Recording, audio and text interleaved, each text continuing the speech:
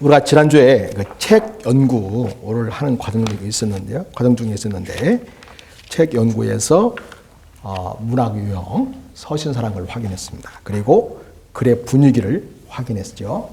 그 저자에 대해서 구체적으로 어떤 내용인지 살펴보았습니다. 그리고 수신자에 대해서 너희들과 관련된 골로새 교회 성도들에 대한 정보를 우리가 수집하고 있었는데요.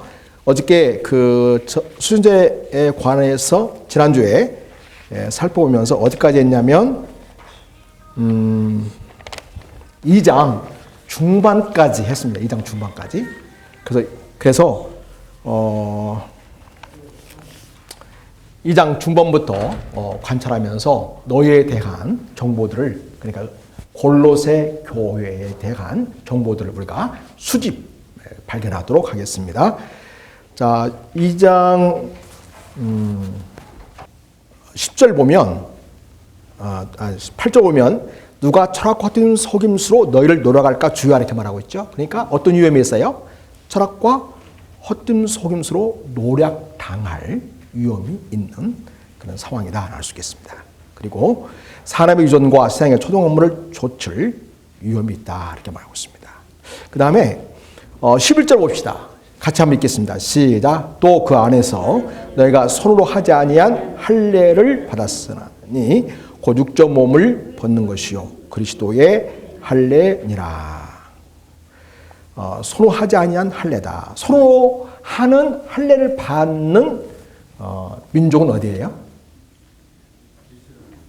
네, 그렇죠. 유대인들이죠. 네, 여기서 그래서 손으로 하지 아니한 할례를 받았다. 이것은 이방인을 지칭하는 그런 표현이기도 하고 하나님이 직접 할례를 행하시는, 그러니까 영적으로 할례를 행해 주시는 그와 같은 의미로도 받을 수가 있겠습니다. 맞습니까? 너희가 세례로 그리스도와 함께 장사받이고 또 죽은 자 가운데서 그를 일으키신 하나님의 역사를 믿음으로 말미암아 그 안에서 함께 일으키심을 받았느니라. 이 상황을 통해서 너희라고 하는 수신자들은 믿음이 있어요, 없어요? 예수를 믿고 있어요, 믿지 않고 있어요? 지금 세례와 연결시키고 있죠? 세례라는 단어는 주님과 함께라는 단어에 함께 가요. 함께라는 단어와 예수님이 같이 가죠. 그래서 함께 장사되었다, 함께 일으킴을 받았다. 그 다음에 함께 일으키심을 받았다. 자, 그래서 이 골로새 교회 성도들은 그리스도와 연합한 믿음을 가진 성도들이다 라는 정보를 우리가 확인할 수 있겠습니다. 그 다음에 우리 16절을 같이 한번 보겠습니다. 16절 시작. 그러므로 먹고 마시는 것과 절개나 월삭이나 안식일을 인하여 누군지 너희를 편론하지 못하게 하라. 앞에 있는 이런 것, 먹는 것부터 시작해서 이런 것들로 인하여 편론당할, 말하자면 그 논쟁거리가 될 위험이 있는 상황이죠. 다시 말해서 거기에 빠질 위험이 있다는 거죠. 그런데 여러분, 먹는 거, 제한하는 거, 먹는 거를 이건 먹고 저건 먹지 말아라. 또 마시는 거, 이건 마시고 저건 마시지 말아라. 그러니까 절기를 지켜라, 월삭을 지켜라, 안식을 지켜라. 이건 다 뭡니까 이게? 율법에서 요구하는 사항들이죠. 율법에서 요구하는 사항들. 다시 말해서 뭐에 빠질 위험이 있어요? 수신자들이 지금 율법주의에 빠질 위험이 있다는 거죠. 예수님을 믿는 믿음을 가지고 구원을 받고 복음을 풍성히 누리게 되는데 예수님 아닌 율법에 매여서 율법주의에 빠져서 마치 그것을 보충해야만 구원을 얻는 것처럼 잘못된 그 믿음을 가질 위험이 있다는 것이죠. 그런 상황 속에서 그들은 조심해야 했습니다. 그래서 그들은 이 지역에, 그러니까 이 골로새라는 지역은 아까 말씀드린 앞에서 살펴보았던 교모한 말, 공교한 말로 위험당할 처지도 있고 철학과 헛된 속임수로 노략당할 위험도 있구나. 그러니까 그 당시 헬라 시대에 골로새 지역에 영향을 끼쳤던 것들은 사상적으로 철학, 헛된 속임수, 공교한 말 이런 것도 있고 또 뭐가 있어요? 유대주의인 것도 있어요. 유대주의인 거 있다는 것입니다. 유대주의인 거. 이게 바로 뭐예요? 유대주의에 빠질 위험이 있다는 거죠. 이런 것들이 그리스도를 통하여 구원받는 이 믿음을 훼손하고 마치 그리스도 충분치 않는 것 같은 그런 잘못된 경향으로 빠질 상황이 된다는 거죠. 그래서 이따 우리가 지리적 위치를 살펴보면서 조금 더 이 정보를 알아보고 나중에 해석하면서 좀 더 깊이 있게 거기에 대한 정보를 우리가 살펴볼 텐데요. 아하, 이 지역에 유대주의적 경향의 그런 사상이 있구나 라는 것을 알 수 있습니다. 그 다음에 또 18절 보겠습니다. 18절 같이 읽습니다. 시작. 누구든지 일부러 겸손함과 천사 숭배함을 위하여 너희 상을 빼앗지 못하게 하라. 저가 그 본 것을 의지하여 그 육체의 마음을 조차 헛되이 과장하고 그랬죠. 일부러 겸손하다, 천사 숭배한다. 이것은 천사 숭배를 통해서 어떤 신의 경지, 어떤 그 말하자면 하나님의 세계에 들어가게 되길 바라는 그런 종말론이 이 지역에 있다는 걸 알 수 있어요. 천사 숭배는 일반 세계에서도, 헬라 세계에서 천사, 영적 세계에 대한 기대, 일반 우리 한국식으로 표현한다면 접신한다고 그러죠. 접신. 그래서 이제 그 천사를 통해서 신의 경지, 신의 영역에 들어가고 싶어하는 그런 당시에 그 문화가 있었다는 것이죠. 그리고 그다음 보겠습니다. 그 본 것을 의지하여 보았다.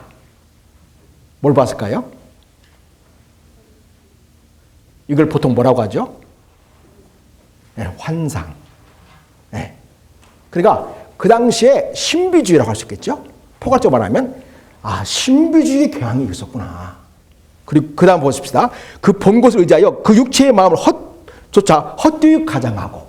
그래서 여러분 그 신비주의 환상을 본 사람들은 해석을 누가 합니까? 본인이 하죠.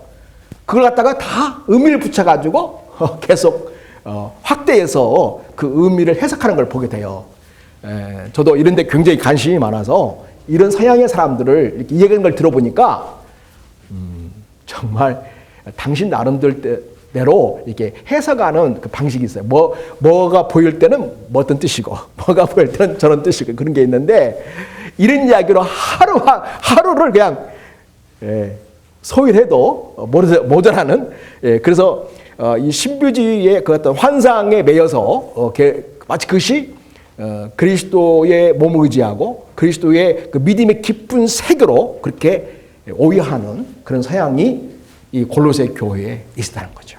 그러니까 그 당시에 그 사상을 지배하고 헬라 세계의 사상을 지배하고 있는 철학. 그 다음에 유대인들에게 세계 속에 있는 유대주의. 유대인들과 그리고 일반 헬라 세계의 사람들 속에서 신비적인 것으로 하나님과의 말하자면 하나님의 세계에 들어가는 그런 것으로 생각하고 신비적인 것을 추구하는 신비주의 이런 게 다 와 있는 거예요. 골로새 교회에 있는 거죠.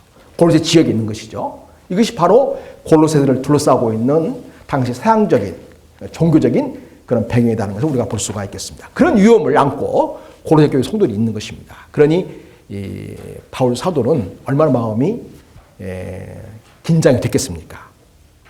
자칫 거기에 노락당하고 속임당하고 그리스도를 통하여 구원받고 그리스도 안에서 자라가는 그러한 믿음을 잃을까 봐 굉장히 염려하고 있는 것이죠. 그것은 머리를 붙들지 않는 거다. 바로 예수를 붙들지 않는 거라고 말하고 있죠. 그 다음에 20절 너희가 세상의 초등학문에서 그리스도와 함께 죽었거든. 그 당시에 이 골로새 교회 성도들은 초등학문의 유혹을 받고 있었구나. 이 초등학문이 무엇인지 해석할 때 보도록 하겠습니다. 그 다음에 21절을 같이 한번 읽어볼까요? 어떤 그 골로새 교회 성도들이 처해 있는 환경을 보겠습니다. 시작. 붙잡지도 말고 맛보지도 말고 만져도 말라. 말하라. 하지 말아라. 이게 뭐예요? 금욕주의. 금욕주의가 또 그 당시에 골로새에 들어와 있는 하나의 사랑적인 흐름이시다는 것이죠. 그러니까 별업을 것이 다 들어와 있죠. 오만 것이 다 들어와 있어요. 이 골로새 지역은. 이런 것들은 자의적 숭배와 겸손과 몸을 교육하는 데 지혜는 모양이나 오직 육체 좇는 것을 금하는 유익이 조금도 없다. 그래서 이런 요소 속에 빠져 있는 우리 골로새 성도들이라는 것을 우리가 볼 수 있겠습니다. 자, 1절 보겠습니다. 3장 1절. 우리는 지금 뭘 하고 있죠, 지금? 이 골로새 편지를 받고 있는 골로새 성도들이 어떤 처지에 있고 어떤 상황인지 그걸 우리가 확인해 보는 거예요. 자, 3장 1절 봅니다. 같이 읽습니다. 시작. 그러므로 너희가 그리스도와 함께 다시 살리심을 받았으면 위의 것을 찾으라. 거기는 그리스도께서 하나님 우편에 앉아 계시느니라. 그러니까 지금 편지를 받고 있는 대상은 무신론자가 아니죠. 신자들이죠. 어떤 믿음이 있어요? 그리스도와 함께 다시 살리심을 받았다고 하는 믿음을 소유한 자라는 거죠. 자, 그 다음에 3절 보면 이는 너희가 죽었고 너희 생명이 그리스도와 함께 하나님 안에 감추었습니다. 아까 그리스도와 함께 다시 살리심을 받았다고 했죠. 여기서는 그리스도와 함께 너희는 죽었다. 뭐에 대하여? 죄에 대하여, 세상에 대하여. 너희 생명이 그리스도와 함께 하나님 안에 감추어 있다. 그래서 자기 정체성, 자기 아이덴티티를 확실히 알아낸다는 거죠. 그리스도인이 자꾸 넘어지는 건 뭐예요? 내가 누구인지를 자꾸 잊어버린다는 거죠. 내가 누구인지, 나는 어떤 존재인지. 그래서 이 3장은 바로 너희들이 어떠한 존재인지, 너희 정체성에 대하여 다시 한번 새롭게 하고 분명히 하고서 살아야 할 것을 이야기해 주고 있습니다. 그래서 여러분 1장에서는 그리스도가 누구신지에 대해서 주로 얘기했죠. 2장에서는 뭐에 대해서 주로 얘기했습니까? 주여라 주여라 하면서 이단, 그 당시에 골로새 지역에 있는 이단적인 요소들이 뭐가 있는지를 이야기했어요. 그리고 3장에서는요. 이런 상황 속에 있는 너희들이 진정 그리스도로 구원받았고 그리스도와 함께 산다면 어떻게 살아갈 것이냐. 이 삶의 문제를 이제 다루기 시작한다는 거죠. 3장부터는. 그러려면 먼저 너희가 그리스도와 어떠한 관계를 맺고 있는 존재인지에 대한 자기 정체성을 확실히 하고 분명히 할 필요가 있다. 그렇기 때문에 3장 전반부에서는 너희는 그리스도와 함께 다시 살리심 받은 존재다. 너희는 그리스도와 함께 죽은 존재이다. 너희 생명 그리스도와 함께 하나님 안에 감추어 있다. 이렇게 이야기하고 있습니다. 자, 그 다음에 5절에서는 딱 그 땅에 있는 그 지체를 죽이라고 말하고 있고요. 자, 그 다음에 자 10절 9절 보겠습니다. 9절 10절 읽겠습니다. 시작. 너희가 서로 거짓말을 말라 옛사람과 그 행위를 벗어버리고 새 사람을 입었으니 이는 자기를 창조하신 자 형상을 좇아 지식에까지 새롭게 하심을 받는 자니라. 그래서 옛사람과 그 행위를 벗어버린 그리스도라는 사실을 확인하고 새 사람, 그리스도 안에서 새 사람 입은 존재라는 사실을 확인하고 계속해서 우리를 창조하신 하나님 형상을 좇아 지식에까지 새롭게 함을 입은 그런 존재로 살아가야 한다. 이것을 그럴 필요성이 있는 골로새 성도라는 것을 우리가 볼 수가 있겠습니다. 자, 11절 보면 또 정보가 또 나오죠. 자, 여기서 골로새 성도는 어떤 존재입니까? 시작. 그러므로 너희는 하나님의 택하신 거룩하고 사랑하신 자처럼 그랬죠. 하나님의 택하시고 거룩하고 사랑을 입는 자들이구나. 알 수 있습니다. 그리고 16절에 그리스도의 말씀이 너희 속에 풍성히 가여 모든 지혜로 피차 가르치며 권면하고 하나님을 찬양할 그런 삶을 지행해야 할 자라는 걸 알 수 있고요. 그 다음에 쭉 넘어갑니다. 우리는 이제 지금 객관적인 정보만 우리가 찾고 있으니까 확실한 것만 한번 찾아보도록 하겠습니다. 그 당시에 이제 아내, 남편, 부모, 자녀 어느 지역에나 마찬가지로 그렇게 살아가는 것처럼 상전종 그런 배경 속에 살아가고 있다는 걸 볼 수 있고요. 그 다음에 두기고가 바울의 사정을 그들에게 알게 해줄 거라는 것을 이제 이야기하고 있고요. 그 다음에 형제 오네시모도 보내겠다고 이야기를 합니다. 너에게 알게 해줄 사람이다. 얘기해 주고 있어요. 그래서 너희가, 그러니까 너희라고 하는 자들은 지금 두교고나 오네시모의 존재에 대해서 알고 있는 거죠. 교회 형태는 지금처럼 교회 단독 건물로 지어져 가지고 많은 사람이 함께 모여서 예배할 수 있는 그런 여건이 아니라는 걸 알 수 있죠. 이제 예를 들면 16절인데 라오디아 교회의 상황을 얘기해 주면서 라오디아의 교회에서도 15절 라오디아 형제들과 눈바와 그의 집에 있는 교회의 문화라 그랬죠. 그래서 그 당시의 문화가 교회가 주로 집에서 모였다는 그런 배경을 우리에게 보여주고 있고요. 그 다음에 또 10절에 보면 아키포에 이르기를 주 안에서 받은 직분을 삼가이로라. 그래서 아키포가 골로새 교회의 성도로서 함께 신앙생활을 했다는 것을 보여주고 있습니다.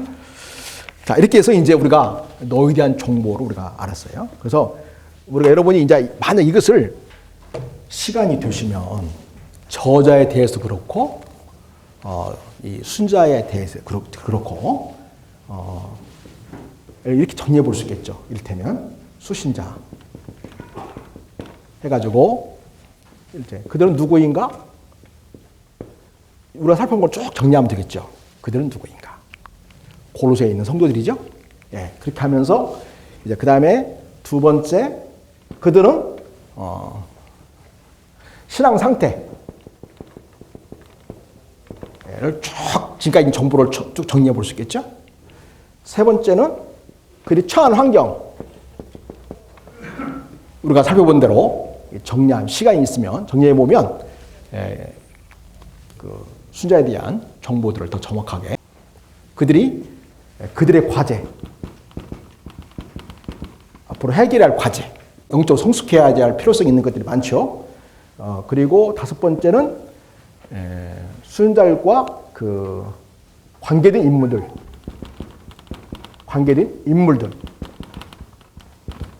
여러분 이렇게 이런 식으로 해서 여러분이 한번 정리해 보면 그래서 여러분 저자와 그 다음은 이제 와의 관계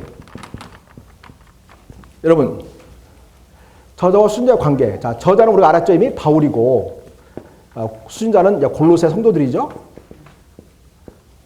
자 이제 이미 알고 있어요. 이제 우리 확인했기 때문에 자 그런데 우리가 지금 살펴본 정보로 봐서는 바울이 직접 개척했다 안 했다? 골로새 교회를 직접 개척하지 교회를 개척한 게 아니었구나. 그래서 지금 서로 얼굴을 본 적이 있어요 없어요? 본 적도 없구나 알 수 있죠. 뭐 하고 있습니까? 할 수 있도록 전도해달라고 기도해달라고 요청하죠. 그래서 지금 바울이 그들을 위해서 기도하고 있죠. 이제는 골로새 성도들이 바울을 위해서 기도해 주기를 바라고 있어요. 그래서 서로가 기도를 주고받는 그런 관계구나는 알 수 있겠죠. 예.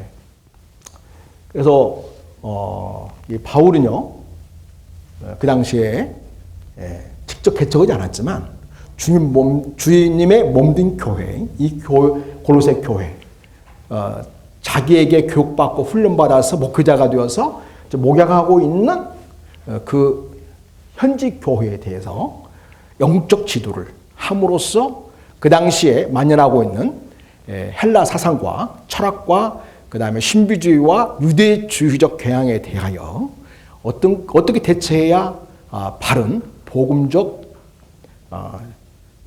그런 그 처신인지에 대해서 알려주고 있고 또한 그런 이단에 대해서 뿐만 아니라 앞으로 영적 성숙에 대해서도 교훈하고 있다는 것을 볼 수가 있겠습니다. 자, 그 다음에 10쪽 보겠습니다. 10쪽 보면 이제 골로새의 배경을 살펴보도록 하겠습니다. 배경에는 역사적인 배경, 어떤 사건, 어떤 본문의 어떤 사건에 대한 언급이 있는가 이걸 보는 거예요. 그 다음에 지리적 배경, 그 골로새 교회가 관련되어진 그 위치나 여러 지명들이 어떻게 나오고 있는가. 종교 문화적 배경, 우리가 이 본문에서 종교적인 상황에 대해서 또 문화적인 상황에서 어떻게 이야기를 하고 있는가 한번 보도록 하겠습니다. 자, 여러분 먼저 역사적 배경을 보도록 하겠습니다. 자, 여러분 있는 역사적이라는 것은 여러분 꼭 그 당시에 말하면 그 황제 중심, 로마 중심의 큰 사건만을 역사의 배경으로 하지 않고 그 골로새 교회와 관련되어진 그런 부분에 있어서 어떤 일이 있었는가. 큰 사건이 아니더라도 소소한 일일지라도 언급되고 있는 일이 있다면, 사건에 대해서 언급하고 있다면 역사의 배경에 들어갈 수 있겠습니다. 이를테면 어떤 정보를 얻을 수 있습니까? 역사의 배경에 대해서. 1장을 볼까요? 첫째에서 어떤 정보를 알 수 있습니까? 역사의 배경에 대해서. 이미 어떤 배경을 갖고 있는가를 알 수 있는데, 이미 복음이 이미 너에게 이름해. 그리고 듣고 하나님을 깨닫는 날부터 너희 중에서와 같이 온천에서 열매를 맺어 자라는구나. 하나님의 은혜를 깨닫는 그런 사건이 골로새에 있었다. 이렇게 확인할 수 있겠죠. 그 다음에 7절에서는요. 우리와 함께 종된 사람 에바브라에게 너희가 배웠나니. 그래서 에바브라가 지금 바울과 함께 있죠. 바울과 함께 있기 전에 골로새 교회에서 성도들을 돕고 있었다. 그런 사건을 우리가 확인할 수 있겠습니다. 그리고요, 또 어떤 정보를 우리가 알 수 있겠습니까? 자, 우리 4장으로 한번 가볼까요? 4장으로. 3절 끝에 보면, 우리를 위하여 기도하되 하나님이 전도할 문을 우리에게 열어주사 그리스도의 비밀을 말하게 하시기를 구하라. 내가 이것을 위하여 매임을 당하였노라. 바울에게 매임의 사건이 있었구나. 다시 말해서 감옥에 갇힌 사건이 있었구나. 이유는 복음 때문에 그랬구나. 그런 걸 알 수 있습니다. 또 10절 보겠습니다. 10절. 우리 같이 한번 읽겠습니다. 시작. 나와 함께 갇힌 아리스다고와 바나바의 생길 마가와 이 마가에 대하여 너희가 명을 받았으니 그가 이르거든 영접하라. 지금 근데 바울이 혼자 지금 감옥에 있는 게 아니고 누구랑 같이 있어요? 아리스다고와 함께 있구나. 그러니까 감옥에 갇힌 사건이 있었는데 복음 때문에 갇혔고 바울이 갇혔고 그리고 아리스다고도 같이 지금 감옥에 갇혀 있구나. 우리는 이 사건을 우리는 볼 수 있겠습니다. 그리고 4장 7절을 보면 두교가 내 사랑을 다 너에게 알게 하리니 그는 사랑을 받는 형제요 신실한 일꾼이요 주 안에서 함께 된 종이라. 두교가 바울의 사정을 골로새 교회에 알게 할 그런 사람이라는 것을 우리가 알 수 있겠습니다. 9절 보면 또 골로새 교회에 또 누구를 보냅니까? 두교도 보내지만 두교 편에 편지를 보내는 거예요. 누구랑 같이 보내요? 신실하고 사랑을 받는 형제 오네시모를 함께 보낸다. 그걸 볼 수가 있고요. 그 다음에 12절 보면 어떤 일이 있었냐면 예수의 종인 너희에게서 온 에바브라가 너에게 문안하니. 그러니까 골로새 교회에 있던 에바브라가 바울에게 와서 바울을 돕고 있는 그런 상황이구나. 그런 사건이 있구나 것을 알 수 있겠습니다. 오늘 보겠습니다. 지리적 배경. 자, 지리적 배경을 보면 이 골로새서에서 지명을 말하고 있는 부분이 있나요? 지명. 그가 너희와 라오디게아에 있는 자들과 히에라볼리에 자들을 위하여 많이 수고하는 것을 내가 증가하라고 그랬죠. 그래서 라오디게아 그리고 히에라볼리아는 지명이 언급되고 있죠. 그래서 한번 지도를 보도록 하겠습니다. 이쪽이 아래가 이제 팔레스틴이죠. 팔레스틴. 예루살렘이 있고요. 그다음에 저기 이제 이 꺾어지기 전에 안디옥 있죠. 이걸 시리아 안디옥이라고 하죠. 안디옥이 굉장히 중요한데 저쪽에도 안디옥이 있어요. 저 가운데 보면 비시디아 있고 그 위에 안디옥 있죠. 이건 비시디아 안디옥 그렇게 말하고 여기 예루살렘에서 쭉 올라가 가지고 있는 저 위에 있는 안디옥은 시리아 안디옥 그래. 시리아 안디옥. 그리고 지금 여기는 소아시아죠. 소아시아죠. 그리고 이제 저쪽 넘어가면 마게도니아. 쉽게 말하면 유럽이죠. 유럽. 지금 이 소아시아는 지금 터키라는 나라의 영토에 속하죠. 자, 그리고요. 자, 이제 다음 거 보여주세요. 이제 터키로 이게 축소해서 보는 거예요. 그러면 이제 골로새가 어디 있냐면 이 가운데 오른쪽에 있죠. 골로새가 있고 그 다음에 바로 지금 여러분 지도가 잘못된 지명 있죠. 여기에서 히에라볼리아하고 라우디게아를 좀 바꿔야 돼. 예. 라우디게아가 골로새에서 약간 위로 글로 와야 되고, 히에라볼리는 거기서 위쪽에, 라우디게아가 약간 위쪽에 있어요. 이 두 개를 바꿔줘야 돼요. 이걸 하신 분이 조금 실수하신 것 같아요. 그리고 그 위에가 이제 빌라델비아, 사데, 두아디라, 버가모, 서머나, 에베소 이렇게 있죠. 그 다음 뭐요? 그 다음. 예, 여기가 좀 이제 더 크게 나와 있죠. 여기 골로새가 있고, 여기 라우디게아 이거는 잘 돼 있죠. 옆으로 라우디게아가 있죠. 약간 위에. 그 다음에 히에라볼리. 이게 마치 삼각형을 이루고 있죠. 히에라볼리, 골로새, 라우디게아가. 그래가지고 지금 이 편지가, 골로새 편지가 이 세 교회를 중심으로 해서, 골로새를 중심으로 하지만 이 세 교회를 이렇게 수신자로서 그렇게 편지를 쓰고 있다는 걸 볼 수 있겠습니다. 그리고 지금 빨간 거는 아시아에 있는 7교회, 요한계시로 나타나는 7교회를 말하고 있는 거죠. 버가모, 서머나, 에베소가 이게 이제 그 당시에 그 이후에, 그러니까 지금 한 61년경 뒤니까요, 약 95년 정도, 90년대 초반에서 중반 정도 되거든요. 그 교회가. 그리고 그 지도를 보면 4대, 두아대 이거 없어요.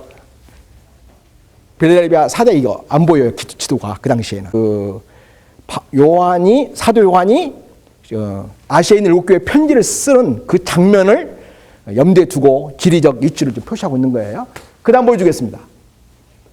뭘 알 수 있냐면 이 산하고 그 다음에 도로 이런 거 알 수 있겠죠. 그래서 지금 에베소가 저기 해안가에 있지 않습니까? 에베소에 해안가에 있어요. 거기에 쭉 내려오는 거죠. 내려와서 이쪽 보면은 이게 이제 그 아시아로 오는 주 도로예요.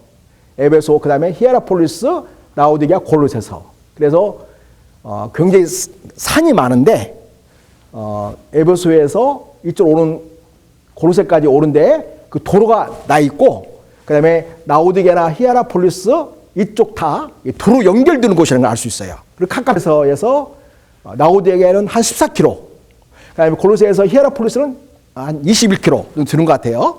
볼 수 있겠습니다. 그 다음 보여주세요. 같은 내용.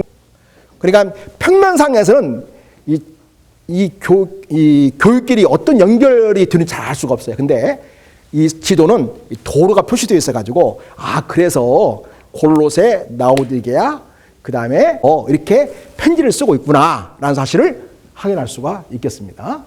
그래서 골로새, 그다음에 라우디게아, 히에라볼리, 그다음에 저기 이제 여기는 피시디 안디옥이 있고, 쭉 내려와서 해안가에 에베소서가 있고, 그다음에 나중에 바울이 전도여행을 마치고 이제 로마로 가고자 할 때 에베소 교회 장로들을 만나고 싶은데 시간이 없어서 못 만나죠. 그래서 만나지 못하고 밀레도에서 만나요. 밀레도. 여기 밑에 입국 요청을 해요. 장로님들이 상당히 고생을 했어야 할 것 같아요. 거기까지 오려면은. 지금이야 금방 가지만 옛날은 상당히 먼 거리인데, 그 에베소에 가가지고 만나서 지체할 그런 시간적 여유가 없는 거예요. 그래서 밀레도에서 만나자고 얘기했던 거죠. 이런 상황 속에서 골로새서가 쓰여졌구나 하는 걸 보게 되겠고요. 그 다음에 종교 문화적 배경을 보도록 하겠습니다. 당시 문화나 종교적인 것을 알 수 있는 것들이 있습니까? 그 당시에 그 문화적인 것으로서는 네? 16절에 먹고 마시는 것, 절기, 월삭, 이것도 안식 다 유대주의적인 종교적 배경이고요. 일부러 겸손함, 천사 숭배, 그 당시 신비주의 배경을 보여주고 있고, 붙잡지 말고 맛보지 말고 만지도 말라 역시 그 금욕주의의 배경을 보여주고 있죠. 금욕주의는 그 당시에 철학으로서 어떤 학파죠? 에피쿠로스는 그 반대. 즐기자 이거예요. 그 당시에 스토아 학파가 금욕주의였죠. 그 당시에 그러니까 플라톤 철학이 하나는 그러니까 이런 거죠. 육은 영에 전혀 영향을 미치지 않는다. 이렇게 생각을 하니까 하나는 그래? 그 영향을 미치지 않는다고? 그러면 우리가 신을 만나는 데는 아무 문제 없겠네. 어떻게 해든 주를 줘도 아무 상관이 없겠네. 이를테면 구원파가 그러잖아요. 구원파가 주를 줘도 뭐 회개할 필요 없다고 하잖아요. 죄를 짓고 회개하는 우리에 대해서 너희는 믿음이 없어. 너희는 예수를 제대로 믿는 게 아니야. 이렇게 얘기하잖아요. 이걸 현학주의라고 그래. 이건 다 뭐냐면 그 당시에 플라톤 철학의 영향을 받아서 이 당시에도 영에는 영향을 미치지 않는다.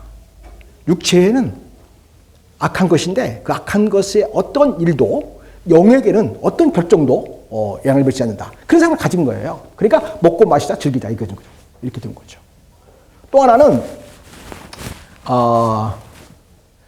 금욕주의는 육신은 악하고 정신은 선한 것이니까 육신 가만 놔두면 안 돼. 이거 좀 괴롭혀야 돼. 이렇게 생각한 거죠. 그래서 금욕주의가 있는 거예요. 근데 같은 철학이 다른 두 가지 양상으로 발전한 거죠. 하나는 쾌락주의로 에피쿠로스 학파, 하나는 금욕주의로 스토아 학파. 이렇게 그 당시에 플라톤 철학이 이런 영향을 끼쳐서 그 당시 하나의 헬라 세계의 정신 문화가 되어 있었던 것이죠.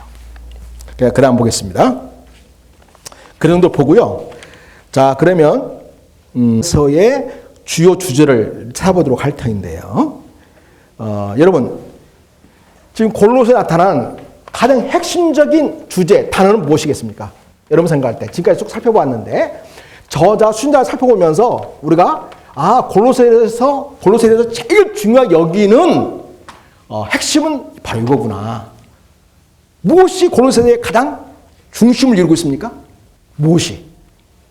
우리가 지금 살펴봤는데 그렇죠. 그리스도죠. 그래서 그리스도는 1장에서 4장까지 줄기차게 나오고 있어요. 갖다가 이 중요한 단어잖아요. 이걸 우리는 핵심 어휘라고 말하죠. 핵심 어휘 혹은 핵심 단어, 영어로는 키워드라고 하죠. 우리가 이제 그 제목 정하기를 한번 해볼 텐데요. 제목 정하기도 그때 대개 이제 목사님께서 제목을 정하잖아요. 설교 제목을 정하잖아요. 1대지리 3대지 정하지 않습니까? 그때 어떤 경우 보면은 너무 상상력을 너무 많이 발휘를 하셔가지고 본문과는 아무 관계없는 것을 당신 나름대로 이제 정리가 돼 있죠. 당신 전하고 있는 내용이 있으니까. 근데 본문 내용과 아무 관계없는 건 많아요. 본문 내용을 말하면 관통하면서 본문을 드러낼 수 있는 그런 제목을 만들려면 반드시 뭘 포함시켜야겠어요? 제목에다 뭘 포함시켜야만 될까요? 핵심 어휘, 핵심 단어를 하나 이상은 반드시 포함시켜야 그 단락, 그 내용에 맛깔스러운 맛과 향과 그런 그 느낌을 갖게 할 수 있는 거죠. 근데 제목 정하면 거의 비슷하잖아요. 1대지도 3대지도 거의 비슷비슷하고. 그런 이유는 뭐냐면 키워드를 중심으로 하지 않고 제목을 정하기 때문에 되게 그 현상이 많이 나타납니다. 그게 그거 같고 저게 저거 같고. 그래서 목사님께서 설교하실 때 목사님 설교는 맨날 똑같은 것 같아. 그런 이야기를 듣고 있다면 여러분이 그 본문 속에 표현나온 단어들 있잖아요.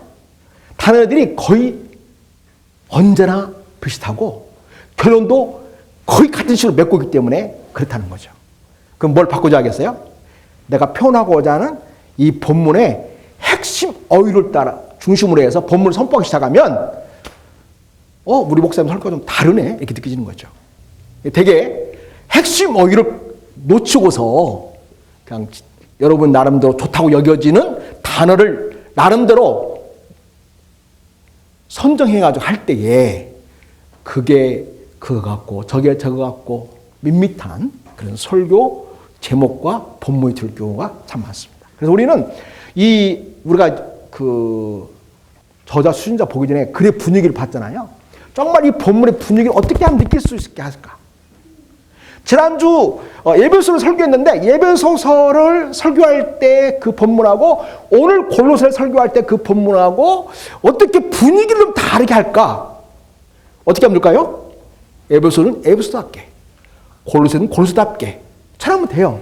그러면 그 답게 전한다는 게 뭐냐?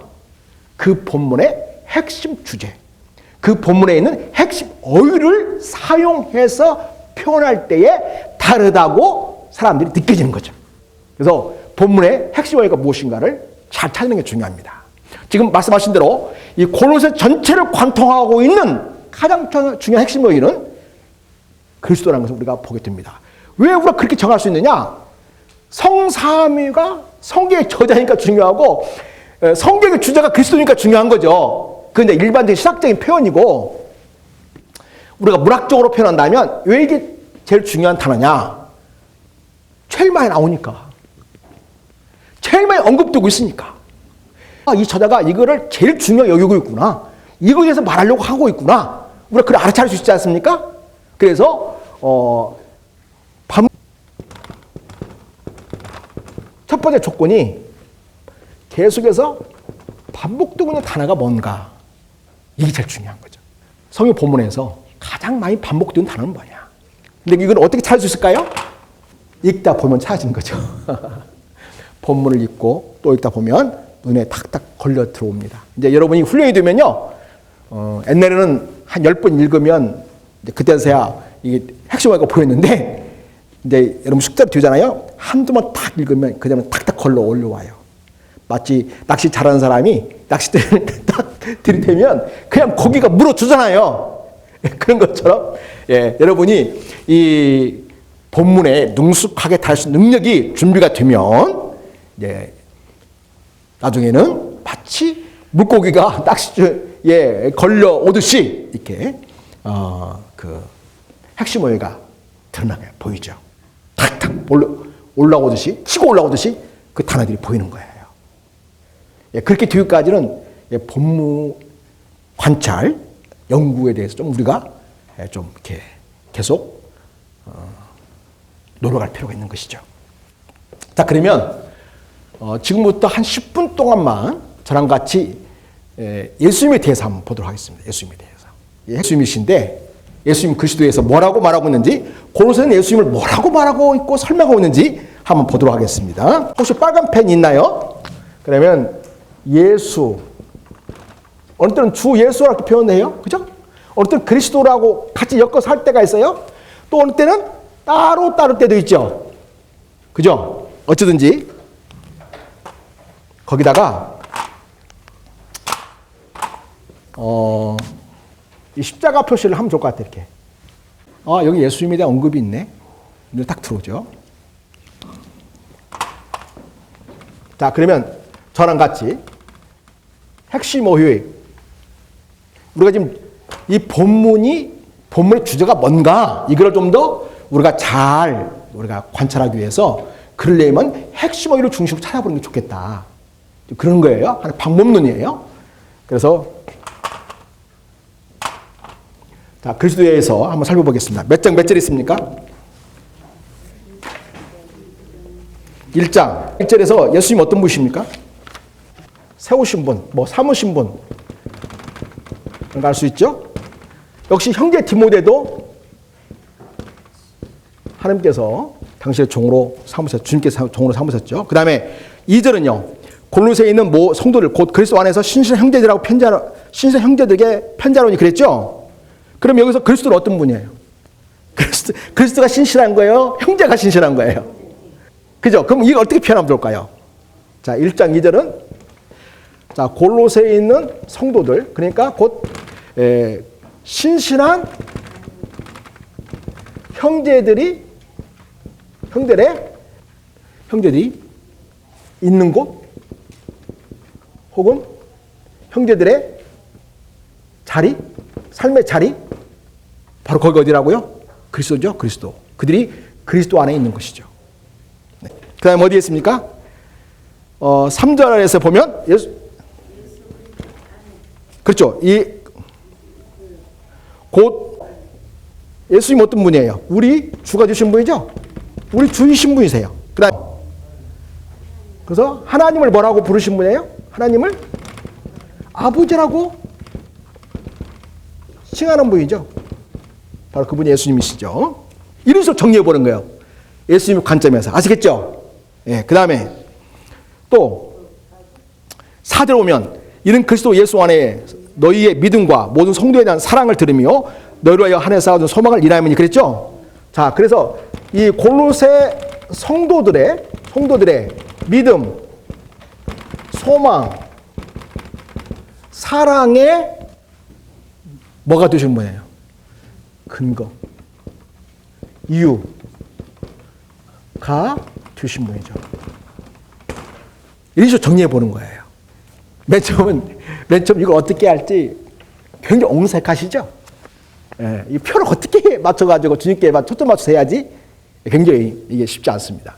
근데 나중에는 자연스럽습니다. 근데 여러분, 설교도 마찬가지예요. 자, 여러분께서, 자, 보세요.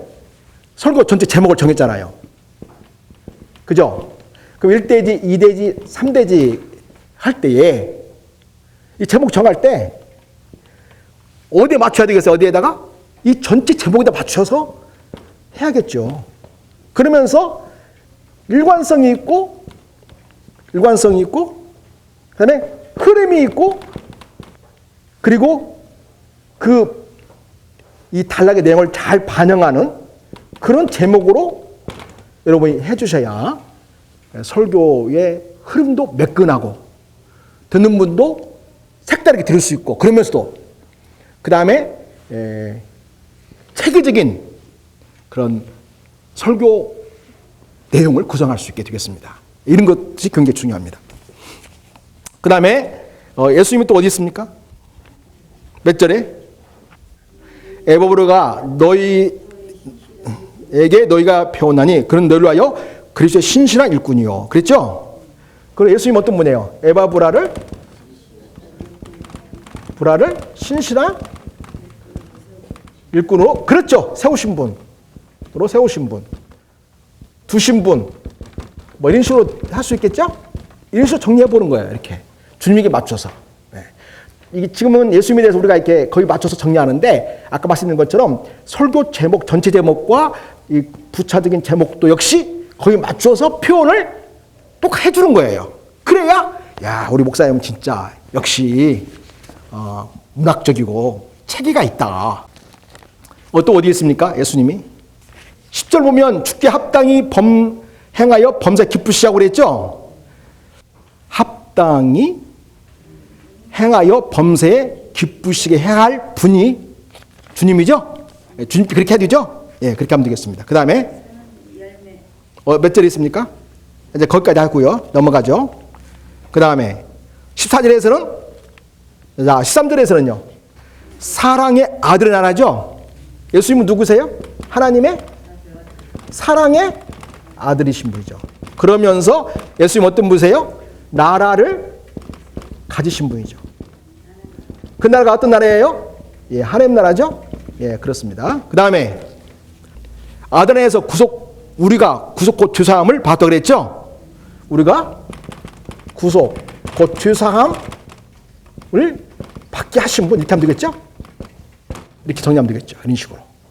저랑 같이 지금 따라오시면요, 재밌고 즐거운데, 그러면 이제 졸릴 거예요. 그러니까 본문을 가지고 여러분 속으로라도 이렇게 표현도 해보시고 저를 따라오면서 이렇게 오시기 바랍니다. 자, 그 다음에 예수님은 또 어떤 분입니까? 15절에 예수님 어떤 분이세요?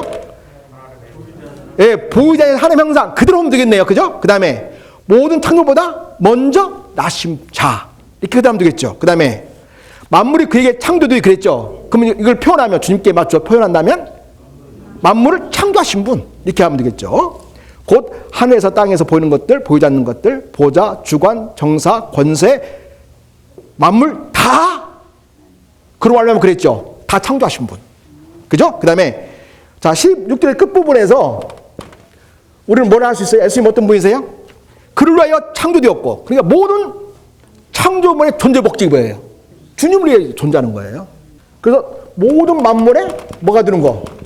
모든 만물에 목적이 되시는 분이에요. 목적. 내가 존재하는 목적이 뭐예요? 주님을 위해서. 만물이 존재하는 목적이 뭐예요? 주님을 위해서 존재하는 거예요. 그렇게 지금 바울 사도는 골로새에서 표현하고 있습니다. 그 다음에 또 17절, 또 그는 누구예요? 예수님이죠. 만물보다 먼저 계시고, 그래서 만물보다 먼저 계신 분. 그 다음에 만물이 그 안에 함께 선이라 그랬죠. 만물을 자기 안에 두신 분, 함께 서게 하신 분. 이 말은 무슨 말이죠? 자, 예수님이 만물을 자기 안에 딱 두고 있어. 예, 다시는 말도 되고 만물을 지키시는 분, 운행하시는 분, 보존하시는 분. 예, 만물을 보존하시는 분이세요. 만물 주님께서 붙들고 있기 때문에 만물이 온전하지, 주님이 손 놓으시면 난리 나는 거죠. 한순간에. 예, 그래서 온 우주의 운행이 주님의 통치, 다스림 속에, 주권 속에 지금 보존이 되고 있는 거예요. 그래서 우리가 안전한 거예요. 예, 주님이 그냥 놓으려고 작정하시면 끝나는 거예요. 예, 그래서 마태복음 24장에 사건이 나오잖아요. 예, 막 천지가 말려 올라가고 막 이런 산세가 다는 겁니다. 그 다음에 18절에서 알 수 있는 건 뭡니까? 예, 이건 쉽죠. 예, 교의 머리이신 분. 예, 그 다음에 그리고 이걸 또 달리 표현하면 교의를 몸으로 가지신 분. 무슨 말 이해가 되세요? 그죠? 예수님은 교회의 머리시죠. 근데 그는 몸인 교회의 머리라 그랬잖아요. 그래서 교회를 몸으로 가지신 분이세요. 그래서 주님은 누구를 통해서 일하세요? 이 땅에서 교회를 통해 일하세요. 우리는 누구예요? 그 교회를 이루는 지체들이죠. 그래서 바로 연결시킨다면 주님은 우리를 통하여 우리 몸으로 삼아서 일하시는 분이세요. 할렐루야. 우리가 보통 사람이 아니에요. 예. 그 다음에 그가 근본이신 분, 그 다음에 주달 가운데서 먼저 나신 분. 그래서 만물의 으뜸이신 분. 그죠? 그 다음에 19절에서는 아버지께서는 모든 충만으로 예수 안에 거하게 하시고, 그 예수님 어떤 분이세요? 모든 충만이 있으신 분. 하나님의 모든 충만으로 거하시는 분. 이게 예수님이세요. 그러니까 뒤에도 나올 텐데 하나님의 신성의 충만이 누구한테 있어요? 예, 예수님에게 있는 거죠. 그 다음에 20절 그의 십자가의 피로 화평을 이루사. 예수님 어떤 분이세요? 십자가의 피로 화평을 이루신 분. 그렇게 해서 만물 곧 땅에 있는 것들이나 하늘에 있는 것들을 그로 말미암아 자기와 화목케 되기를 기뻐하시라. 십자가를 통하여 화평을 이루시고 만물과 화목케 되기를 기뻐하시는 분이 우리 예수님이시죠. 네. 그 다음에 22절 그의 육체의 죽음이죠. 우리를 위하여 육체의 죽음을 가지신 분이시고, 또 전에 악한 행실로 멀리 떠나있던 원수였던 우리를 죽음으로 말미암아 화목케 하셔서 하나 앞에 거룩하고 흠없고 참을 게 없는 자로 세우시려는 분이 누구예요? 예수님이신 거죠. 너무 기니까 통과하겠습니다. 그 다음에 또 예수님 어떤 분입니까? 24절에 내가 이제 너희를 위하여 받는 괴로움을 기뻐하고 그리스도의 남은 고난을 그의 몸는 교회여 내 육체에 채워놓으라 그랬죠. 뭐가 있어요? 주님에게는 남은 고난이 있네요. 남은 고난. 이게 여기 이제 큰 문제가 생기는 거예요. 그러면 주님의 그 십자가의 고난이 그럼 부족하다는 말인가? 신학적인 문제가 생기죠. 이럴 때는 어떻게 뭘 잘해야 돼요? 자, 여러분 이렇게 하다 보면 여러분이 그러잖아요. 그냥 문자적으로 그대로 본다면 주님에게 뭐가 있어요 지금? 뭐가 남아있어요? 고난이 남아있다는 거죠. 그럼 이렇게 신학적 문제를 제기할 수 있겠죠. 그럼 그리스도의 십자가 죽으심이 묘한성이라는 이야기인가? 그런 의문을 제기할 수 있죠. 이럴 때는 어떻게 해야 되겠습니까? 그냥 캐스만 찍어놓으세요.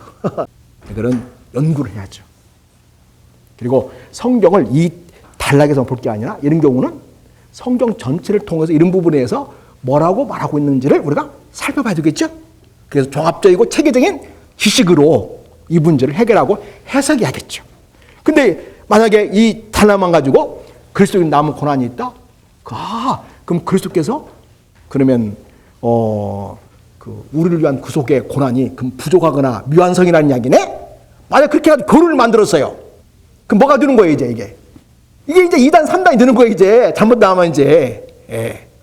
그래서 지금 바울은 철저하게 그 바울 서신 전체를 통해서 우리 구원은 무엇을 받는다? 예수를 믿는 통해서 받는다. 왜? 그리스도께서 완벽하고 영원한 구속, 십자가를 통한 구속의 역사를 이루어졌기 때문에 하는 거죠. 그죠? 그럼 이게 남은 고난이 주님께서 대속적 죽음이 지금 부족하거나 뭔가 좀 모자라서 우리가 그거에 대해서 해야만 뭔가 채워야만 우리가 지금 그 구원을 받는다는 것인가? 이렇게 나가면 이제 뭐가 되는 거예요, 이게 이제. 학설로 나올 수 있겠죠? 예. 이런 문제를 이제 잘 해결해야 되겠죠, 나중에. 이런 문제는 관찰하고 기본 연구할 때는 캐천마크로 딱 놔두고 나중에 더 많이 연구를 하는 거죠. 어쩐지 주님에게는 뭐가 있다? 남은 고난이 있다. 근데 그걸 누구 통해서 채워가는 거예요, 주님께서. 그 다음 나오잖아요. 그리스도의 남은 고난과 그의 몸된 교를 위하여 고난을 그리스도의 몸된 교를 위하여 내 육체에 쳐놓으라. 그래서 바울이 자기 육체에 그리스도의 남은 고난을 채움으로써 몸된 교회를 유하게 하시는 분이라는 걸 볼 수 있죠. 어쨌든 이어서 볼 수 있는 건 뭐예요? 이게 지금 구원과 관련된 문제가 아니구나. 구원과 관련된 구원론을 이제 말하려는 게 아니라 그리스도의 복음 사역과 관련해서 지금 주님께서는 당시 지상에서 이루신 그리스도의 사역을 계속하여 당시 종들을 세우셔서 이 땅에서 이루어 가시는 하나님 나라 이루는 일을 이루어 간다는 그런 관점에서 이 본문을 봐야 되겠구나. 우리가 이제 기본적인 신학 상식과 문맥을 통해서 우리가 그렇게 이제 확인할 수 있게 되는 거죠. 그 다음에 그다음 보겠습니다. 몇 절 있습니까? 25절.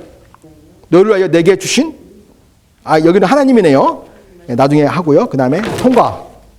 이 비밀 계속 비밀한 단어가 나오죠. 그래서 여기서는 지금 비밀한 단어가 중요한 단어로 알 수 있고요. 그 다음에 27절 보겠습니다. 이 비밀은 너희 안에 계신 그리스도다. 그래서 이 비밀, 예수님 어떤 분이세요? 우리 안에 계시는 비밀이신 분이죠. 여러분, 예수님 비밀 맞죠?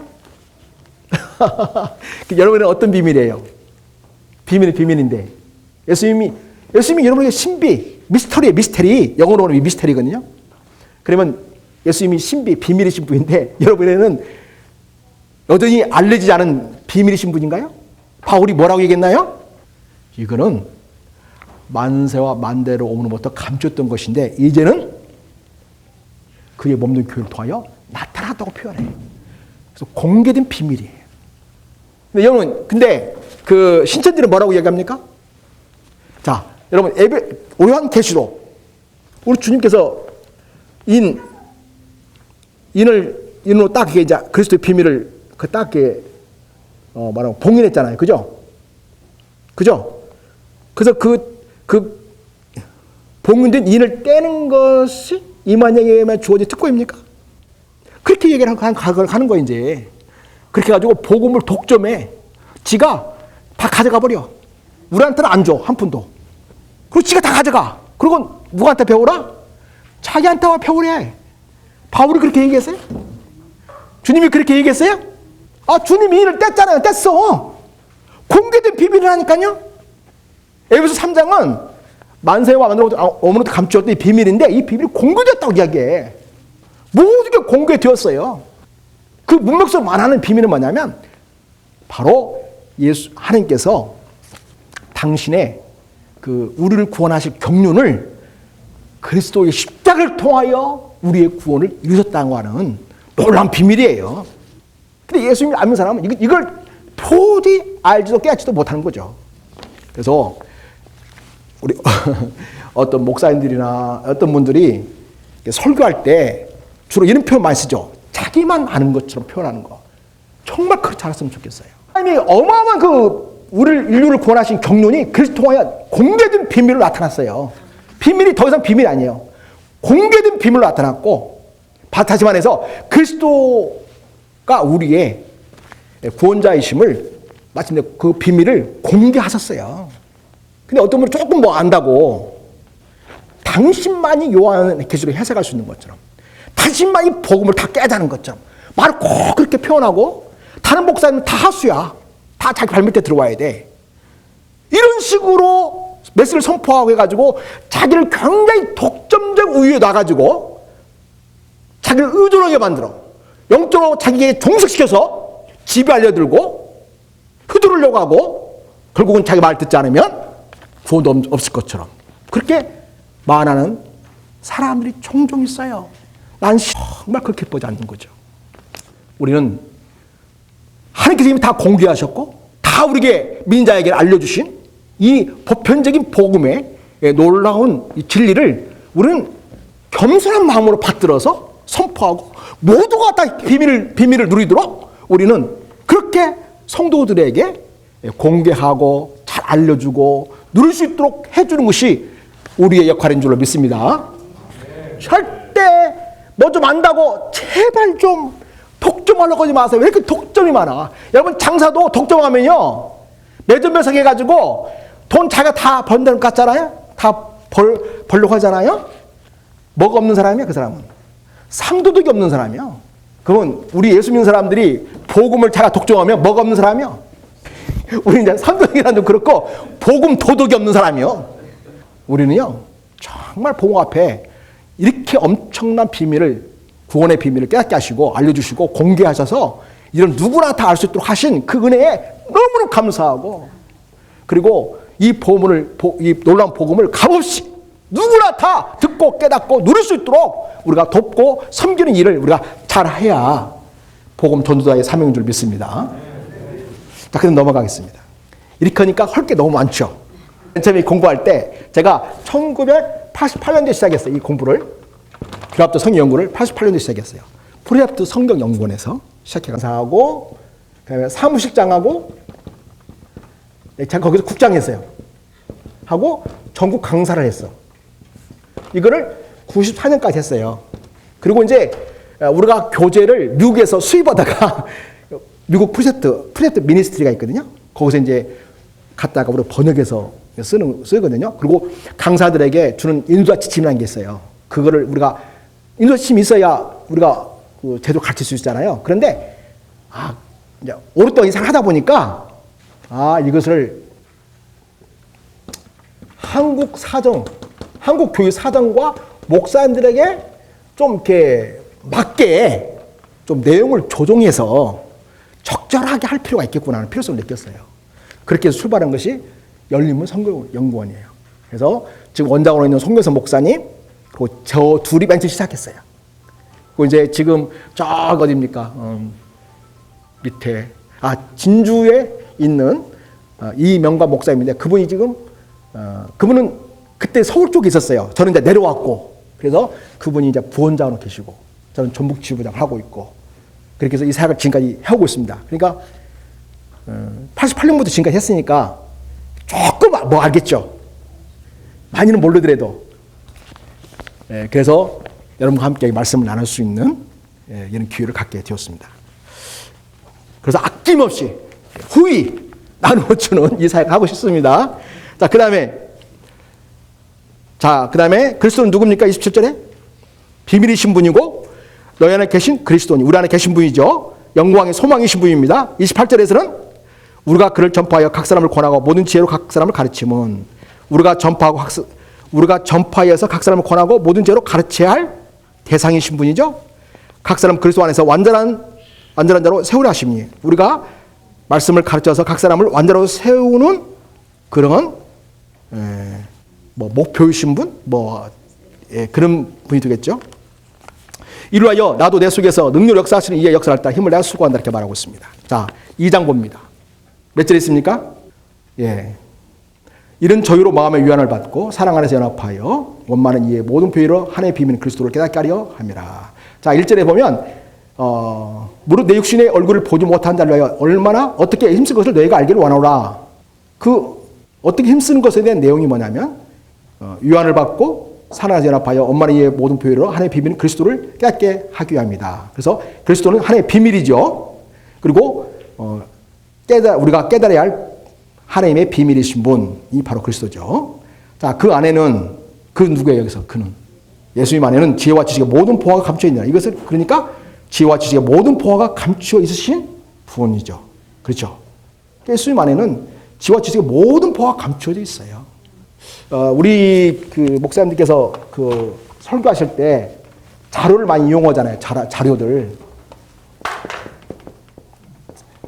많이 이용하는데 어떤 경우는 목사님들이 이렇게 좀 조심하셔야 할 것 중 하나가 생각이 드는데 이방 종교들 그들의 어떤 교리나 어떤 그런 이야기들을 가져와서 예수님을 설명하는 경우가 많이 있거든요. 어떻게 보면 굉장히 지식이 풍부하고 굉장히 종교적인 그런 관점에서 박학다식하다 이건 보여줄 수 있죠. 그런데 예수 그리스도가 진짜 우리의 유일한 구원 주심을 드러내는 데에는 이게 오히려 이걸 희석시키고 모호한단 말이죠. 좀 이게 조심할 필요가 있는 것 같아요. 그리고 예수님 어떤 분이세요? 여기 보면은 지혜와 지식의 모든 보화가 있으신 분이에요. 예수님 한 분은 완벽하고 완전한 거예요. 물론 우리가 설명을 잘하기 위해서 인문학적인 소양과 그 어떤 스토리를 가지고 사람을 설득하는데 하나의 도구로는 사용할 수 있지만 자칫 그것이 더 돋보이고 우리 그리스도는 감춰져 있는 그런 메시지 선포. 이건 좀 우리가 좀 조심해야 할 부분이 아닌가 싶어요.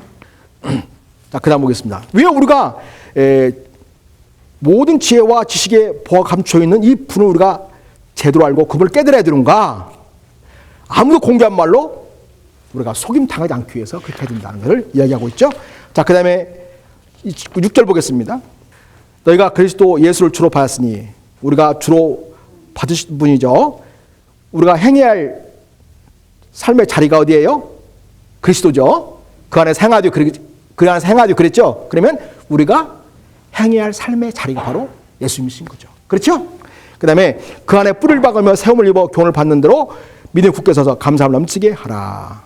그래서 세움을 입고 교훈을 받는 대로 믿음에 굳게 서야 할 자리가, 감사를 넘치게 할 자리가 바로 예수님 아니죠. 네. 그 다음에 그리스도를 좇지 않은 것이 있다는 거예요. 구절 보면.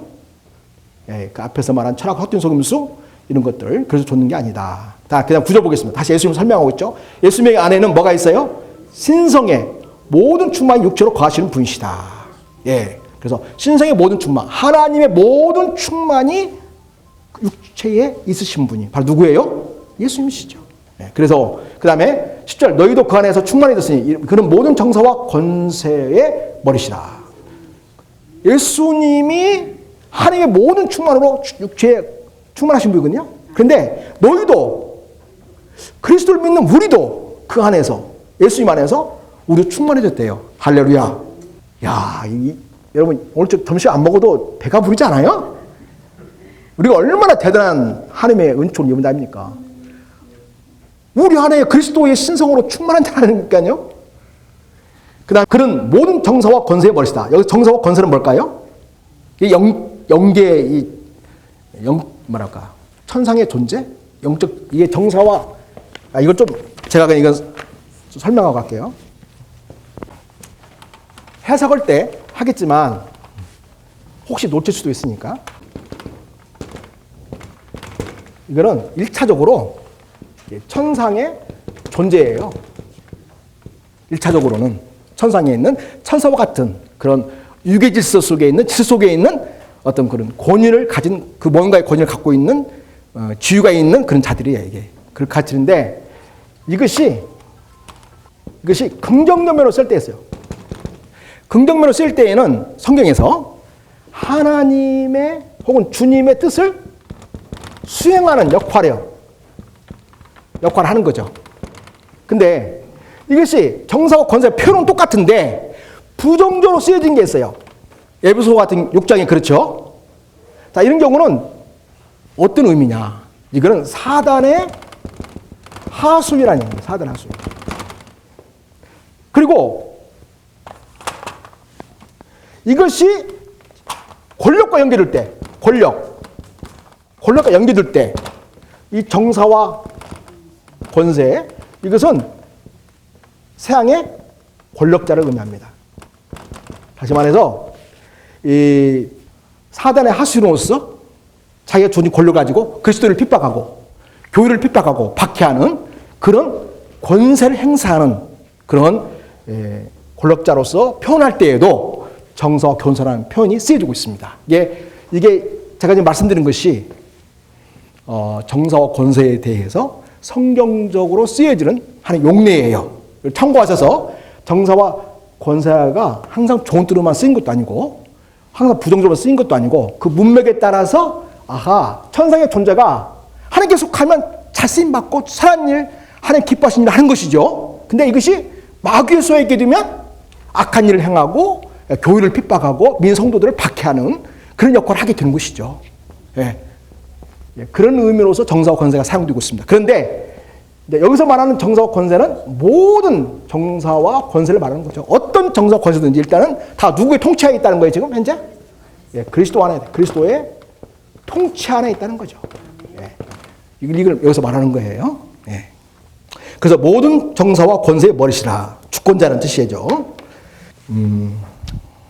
11절 모두 또 그 안에서 너희가 선호하지 아니한 할례를 받았으나 곧 육적 몸을 벗는 것이 그리스도의 할례니라. 그래서 선호하지 않은 할례는 누구 안에서만 받을 수 있어요? 그리스도 안에 있을 때만 선호하지 않은 할례를 받을 수 있게 된 거죠. 다시 이게 영적 할례라는 거겠죠. 믿음을 가진 자에게 주어지는 할례라는 의미가 되겠죠. 그 다음에 육적 몸을 벗는 것이요 그리스도의 할례니라. 그리스도가 행하시는 할례가 있네요. 이거는 우리 신체 일부분을 잘하는 그런 할례가 아니고 뭐겠어요? 바로 우리 육적인 것을 그리스도 통하여 제거하는 역사를 이루신 분이 바로 그리스도라는 것을 얘기하는 거죠. 나중에 해석할 때 더 하기로 하고요. 그러니까 이런 표현들은 참 자칫 잘못하면 오해의 소지가 있어요. 이렇게 오해할 수 있잖아요. 그냥 문자적으로 보면 야 주님이 할례를 행하셨대. 우리도 할례를 해야 되는 거 아니에요?